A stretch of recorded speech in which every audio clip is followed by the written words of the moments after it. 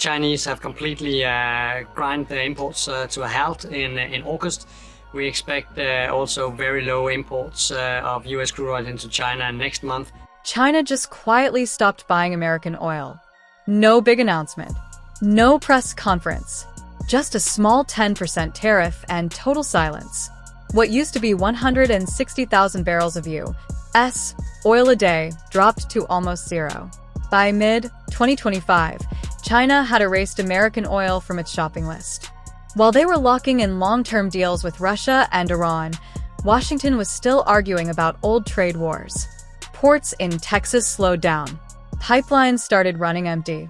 But the man in the White House kept shouting about tariffs like it was still 2018. He called it strategy. The rest of the world?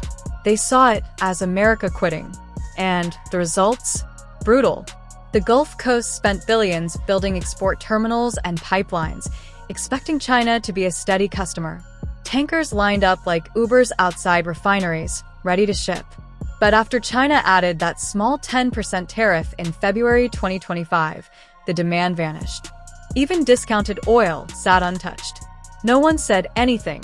No threats. No warnings. Just silence.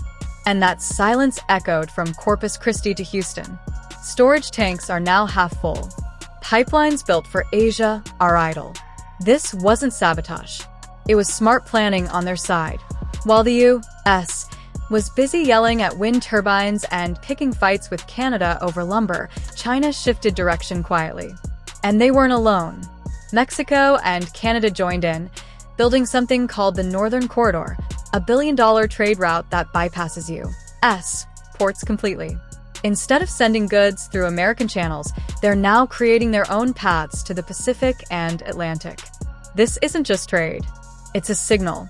The world is finding new ways to move forward without the U.S. in the middle. You don't need a map to see what's happening. The world's biggest oil buyer just walked away, and America got outplayed by its own salesman.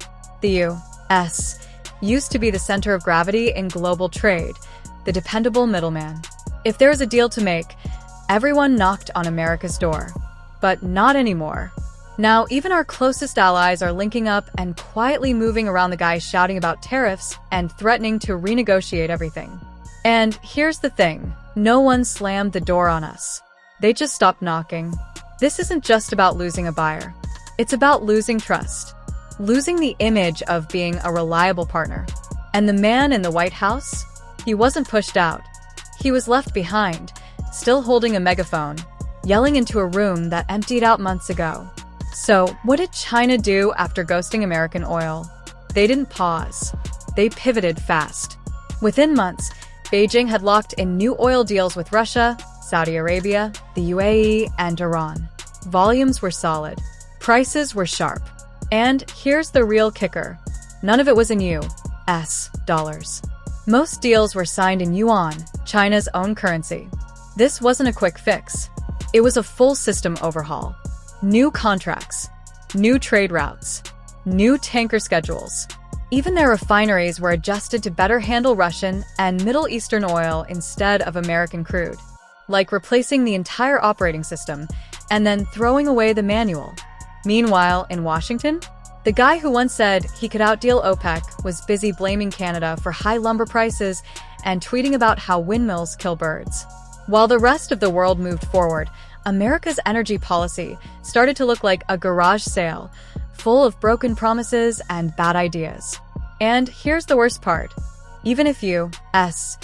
oil became dirt cheap, China can't just plug it back in. Their ports are different. Their pipelines are different. Their refineries? Tuned for something else now.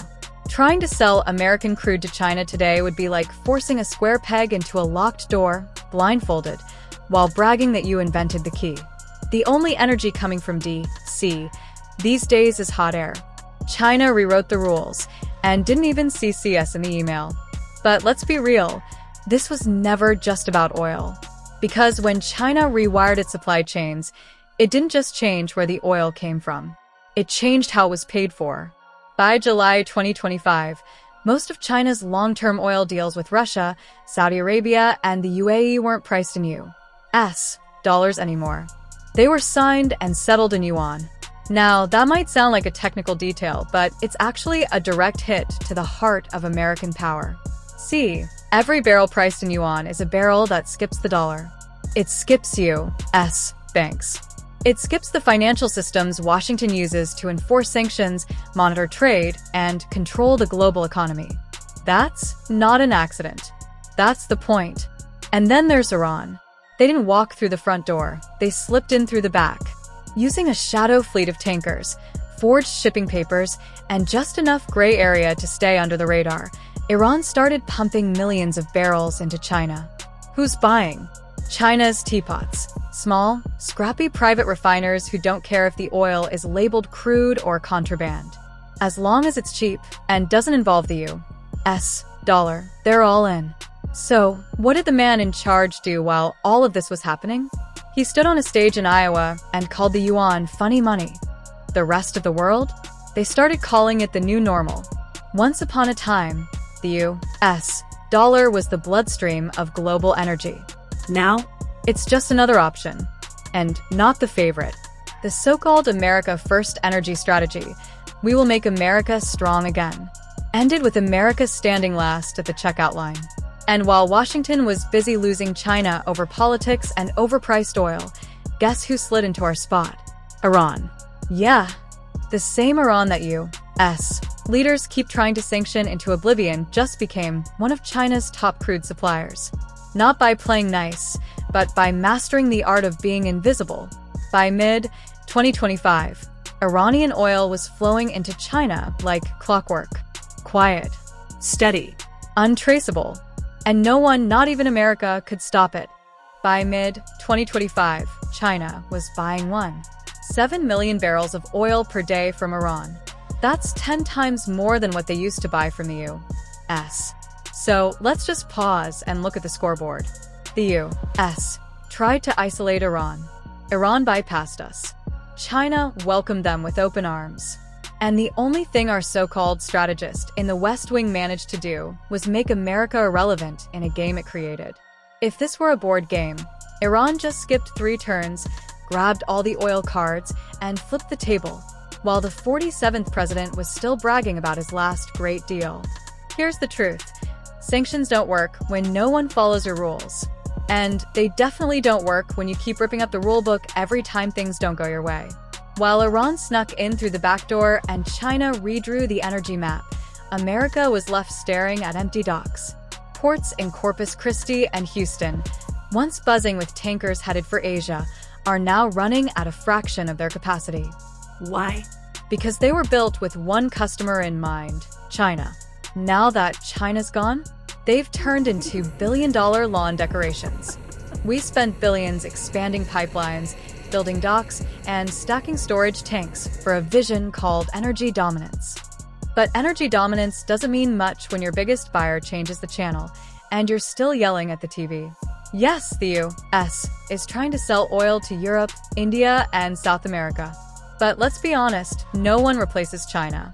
Not in size, not in price, not in influence. This isn't a supply chain hiccup.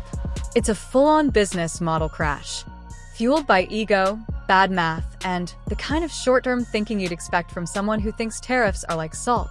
The more you shake, the better it gets. Now we've got pipelines to nowhere, ports with no purpose, and a White House still convinced it won the trade war. Meanwhile, China? They were quietly filling barrels. By mid-2025, Beijing had expanded its strategic petroleum reserves to cover over 3 months of imports, far above global averages. Just in case. And who are they buying from? Russia, Iran, Saudi Arabia. Not exactly card-carrying members of the America First fan club.